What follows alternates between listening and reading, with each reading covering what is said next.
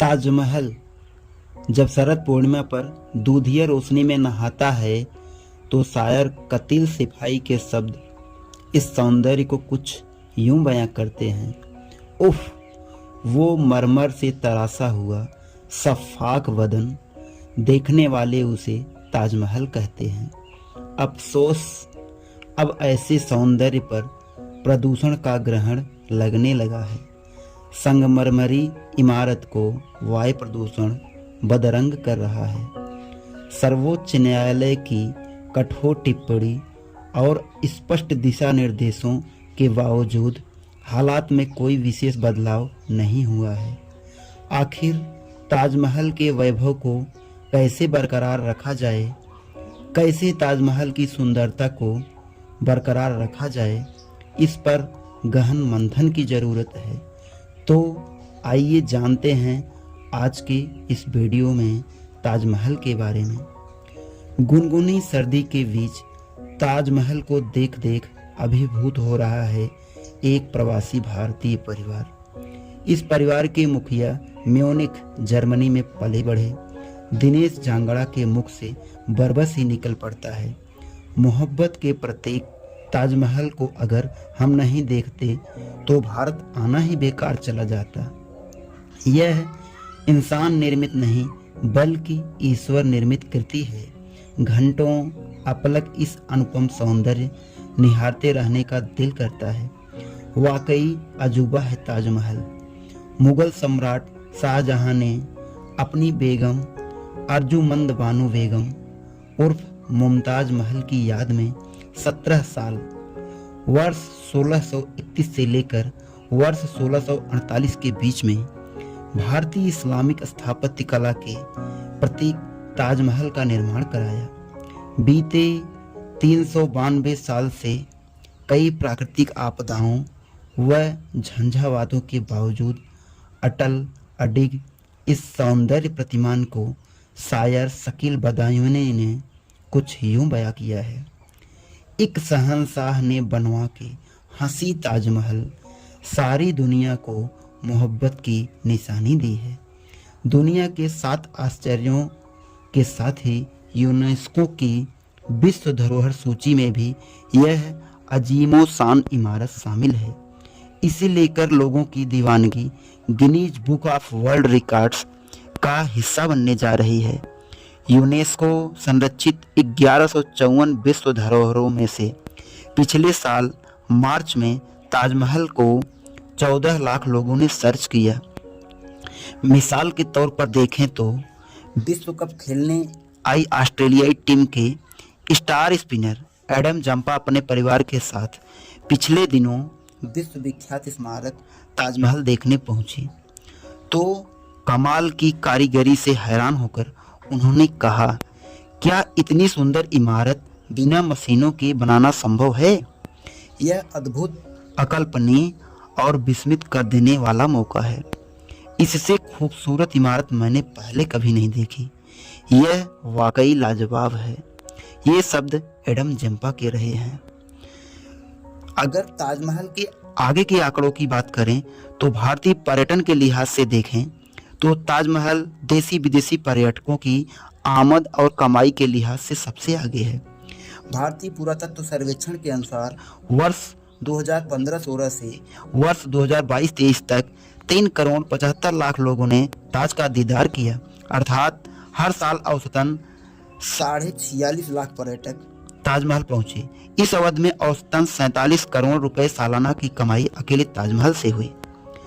Covid के चलते 3 साल में पर्यटकों को काफ़ी परेशानी उठानी पड़ी, फिर भी स्मारकों में कमाई के लिहाज से ताजमहल व उसके मुख्य मकबरे के दीदार क्रमशः पहले व दूसरे स्थान पर हैं। इसके बाद दिल्ली के लाल किला व कुतुब मीनार, मामल्लापुरम तमिलनाडु और कोणार्क मंदिर उड़ीसा का स्थान है। आगरा के 7 स्मारकों मसलन ताज व उसका मुख्य गुंबद, आगरा किला, फतेहपुर सीकरी, अकबर का मकबरा, एतमादुद्दौला, मेहताब बाग, राम बाग और मरियम का मकबरा हैं। से पिछले 8 वर्षों में टिकट की बिक्री से ही लगभग 600 करोड़ रुपए की आय हुई। इसका 2/3 से ज़्यादा हिस्सा ताजमहल से ही आया है। क्या ताजमहल के आगे भी कुछ है? World travel and tourism council WTTC की माने, हालिया रिपोर्ट की माने तो भारतीय अर्थव्यवस्था में यात्रा और पर्यटन क्षेत्र का योगदान वर्ष 2022 में 15.7 लाख करोड़ रुपए था, जो इस साल के अंत तक 16.5 लाख करोड़ रुपए हो जाएगा। अगले 10 वर्षों के पूर्वानुमान के लिए 37 लाख करोड़ रुपए का है। केंद्र सरकार भी पर्यटन विभाग को लेकर संजीदा है, इसलिए इस बार बजट में 2400 करोड़ रुपए का प्रावधान किया गया। इसमें से 1742 करोड़ रुपए इंफ्रास्ट्रक्चर पर खर्च होंगे। आगरा पर और भी कई दारोमदार हैं। मसलन भारत के पर्यटन मानचित्र में आगरा की भूमिका अहम होती जा रही है, क्योंकि पर्यटन इस शहर की जीवन रेखा है। लगभग 2500 करोड़ रुपए के कारोबार पर 1/3 परिवारों की रोजी रोटी टिकी है। Auto, taxi, tour and travels agency, train, बस, जहाज सभी इससे लाभान्वित होते हैं। जूते का निर्यात छोड़ दें तो पच्ची क्यारी, कालीन, जूता, चमड़ा, पेठा बिक्री में भी आगरा आगे है। इस पर सख्ती से समाधान की ओर कदम बढ़ाने की जरूरत है। नोबेल विजेता कवि रविंद्रनाथ टैगोर के शब्दों में माने, केवल इस एक आंसू की बूंद को, इस ताजमहल को समय की गाल पर हमेशा हमेशा के लिए बेदाग चमकने दो। काव्य कल्पना के इतर हकीकत बेहद डरावनी और चिंता की लकीरें खींचने वाली हैं। 5 साल पहले सुप्रीम कोर्ट ने कहा था, आप ताज को बंद कर सकते हैं, आप चाहें तो इसे ध्वस्त भी कर सकते हैं, आप चाहें तो इससे पल्ला भी झाड़ सकते हैं। वायु प्रदूषण और जल प्रदूषण के चलते संगमरमर पीला या बदरंग होने लगा, तो कई जगह से पत्थर भी गिर गए। प्रदूषण नियंत्रण के लिए वर्ष 1982 में आगरा, मथुरा व फिरोजाबाद जनपद के 10,400 वर्ग किलोमीटर क्षेत्र को ताज ट्रेपेजियम जोन TTZ घोषित किया गया। प्रदूषण फैलाने वाले उद्योगों को यहां से बाहर करने को कहा गया। योजना पर अमल नहीं होने की स्थिति में पर्यावरणविद और जाने माने वकील MC मेहता 1984 में सुप्रीम कोर्ट गए। वर्ष 1996 में सुप्रीम कोर्ट का ऐतिहासिक फैसला आया। प्रमुख सुझावों या निर्देश में यमुना नदी में भैंसों को नहलाने को रोकना व कपड़े धोने को प्रतिबंधित करना, नदी में गिरने वाले नालों को रोकना, वाहनों द्वारा जनित प्रदूषण को रोकने के लिए आगरा के आसपास बाईपास का निर्माण करना, हरियाली को सुरक्षित करते हुए बृहद वृक्षारोपण, प्रदूषणकारी उद्योगों को स्थानांतरित करना या बंद करना, कूड़ा निस्तारण का उचित प्रबंधन, ताजमहल के आसपास का ट्रैफिक प्रबंधन, डूब क्षेत्र का निर्धारण, इको सेंसिटिव जोन का निर्धारण आदि शामिल था। इसे विडंबना नहीं तो और क्या कहा जाए कि 27 साल बाद भी इस पर अमल सरकारी मशीनरी नहीं करा सकी है। ताजमहल की नींव के लिए दम तोड़ती यमुना खतरे का संकेत है। नींव में रखी सागौन की लकड़ियां सूखने की स्थिति में मोहब्बत की निशानी दरक सकती है। ताज को बचाने की जंग MC मेहता लगातार लड़ रहे हैं। वह कहते भी हैं, डर है कहीं ताज इतिहास में सिमटकर न रह जाए। आगरा डेवलपमेंट फाउंडेशन के सचिव व वरिष्ठ अधिवक्ता KC जैन के मुताबिक बार बार ताजमहल पर मुल्तानी मिट्टी का लेप कर उसके पीलेपन को दूर नहीं किया जा सकता। ASI की विज्ञान शाखा ने स्वयं भी कहा है, इससे पत्थर कमजोर पड़ता है। क्या ताजमहल वैश्विक कूटनीति का सेतुबंध बन सकता है?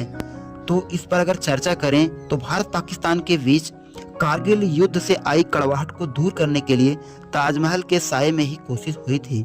देश दुनिया की निगाह अक्सर आगरा पर टिकती जा रही है। आगरा भारत की राष्ट्रीय राजधानी का एक स्नेहिल विस्तार है। फरवरी 2020 को तत्कालीन अमेरिकी राष्ट्रपति डोनाल्ड ट्रंप अपनी पत्नी मेलानिया ट्रंप के साथ ताजमहल का दीदार करने आए थे। वह यहाँ विजिटर बुक में यह लिखना नहीं भूले, ताजमहल हमेशा हमें प्रेरणा देता है। यह भारतीय संस्कृति की विविधता और संपन्नता की शानदार विरासत है। Thank you India. Uttar Pradesh सरकार ने भी ट्रंप दंपत कि ताज के साथ फोटो को ट्वीट करने में देर नहीं लगाई थी। रूसी राष्ट्रपति व्लादिमीर पुतिन, अमेरिकी राष्ट्रपति बिल क्लिंटन समेत कई देशों के राष्ट्रपति प्रधानमंत्री ताज के मोहपास से होकर गुजरे हैं। हाल ही में G20 शिखर सम्मेलन के मद्देनजर आगरा भी भारत के सबसे अहम शहरों में शुमार रहा। बेशक भारत और दुनिया में ताज की खास भूमिका को हमेशा बनाए रखना होगा। सातवें अजूबे की विरासत को बनाए रखने के लिए कौन कौन से उपाय हो सकते हैं, आइए हम उस पर निगाह दौड़ाते हैं। पहला, भीड़ प्रबंधन जरूरी। टूरिस्ट गाइड वेलफेयर एसोसिएशन के अध्यक्ष दीपक दान के मुताबिक माने तो कनेक्टिविटी बेहतर होने से एक दशक पहले जहां औसतन 20,000 पर्यटक प्रतिदिन आते थे, वहीं आज यह संख्या 40 से 50,000 तक पहुंच गई है। वैसे यह क्राउड मैनेजमेंट प्रोग्राम या भीड़ प्रबंधन की योजना पुख्ता नहीं है। महकमे एक दूसरे के पाले में गेंद उछालते रहते हैं। अब कैरिंग कैपेसिटी, वहन क्षमता, आपातकाल में बुकिंग विंडो बंद करने और 1 घंटे में ताज का दीदार करने पर लौटने पर रकम वापसी पर मंथन चल रहा है। दूसरा, डेस्टिनेशन वेडिंग, शादी की शानदार जगह। स्थानीय रंगकर्मी अनिल शुक्ल कहते हैं कि प्रेम के प्रतीक ताजमहल की वजह से आगरा वेडिंग डेस्टिनेशन या विवाह के केंद्र पर तेजी से विकसित हो रहा है। आने वाले वर्षों में यह न सिर्फ शहर के भीतर बल्कि आसपास के कस्बे और गांव तक इसका हिस्सा हो जाएंगे। आगरा और उससे सटे कस्बों और विभिन्न गांवों में बनी उन हवेलियों को पर्यटन विभाग सब्सिडी देने की योजना बना रहा है, जो विवाह आयोजन के मकसद से तैयार होंगे। तीसरा, चिकित्सा पर्यटन विकास। IMA के पूर्व सचिव डॉक्टर संजय चतुर्वेदी के मुताबिक सरकार को चिकित्सा सेवाओं की गुणवत्ता में सुधार करना होगा। फिक्की के अनुसार वर्ष 2023 में चिकित्सा उद्देश्यों से भारत आने वाले पर्यटकों की तादाद 6.5 लाख है, जो वर्ष 2018 की तुलना में 22.5% अधिक हो गई है। छोटी बीमारियों के इलाज और सर्जरी के लिए आगरा मुफीद जगह मानी जाती है। चौथा, चांदनी रात में हो दीदार। वरिष्ठ अधिवक्ता केसी जैन मानते हैं अभी ताजमहल का चांदनी रात में केवल प्रवेश द्वार से ही दीदार किया जा सकता है, जबकि पहले दर्शक ताज का मुख्य गुंबद वाले सफ़ेद मार्बल वाले प्लेटफार्म पर जाकर ताज को निहारा करते थे। पूर्वी द्वार के बजाय पश्चिमी द्वार से प्रवेश, ऑनलाइन टिकट बुकिंग 7 दिन के बजाय 2-3 माह पहले करने से पर्यटन को पंख लग सकते हैं। पांचवा, अधूरी पड़ी परियोजनाओं पर हो तेज काम। पर्यटन कारोबारी राजीव सक्सेना बताते हैं कि सिविल एनक्लेव और यमुना पर बैराज का निर्माण प्राथमिकता से होना चाहिए था। ताजमहल की पार्किंग, म्यूजियम, ताजगंज प्रोजेक्ट और शाहजहां गार्डन पुअर प्रोजेक्ट अधूरा पड़ा है। शाहजहां पार्क में खुदाई कर मेट्रो बनाई जा रही है। स्मार्ट सिटी में सर्किट हाउस की सड़क छोटी कर दी है। आगरा को भविष्य के लिए तैयार होना चाहिए। ताज पर दाग, ताजमहल पर फीकी पड़ती चमक पर चिंता का इजहार नया नहीं है। टूट फूट की घटनाएं अक्सर सामने आती रही हैं।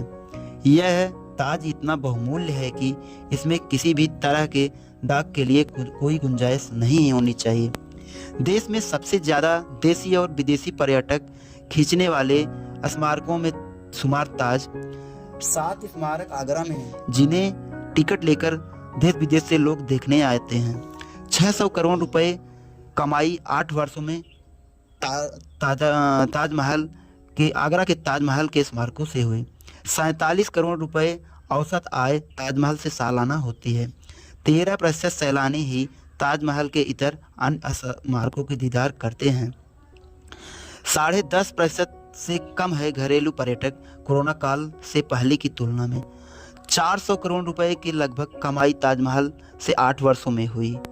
80,000 से ज़्यादा विदेशी पर्यटक ताजमहल देखने आते हैं प्रतिवर्ष।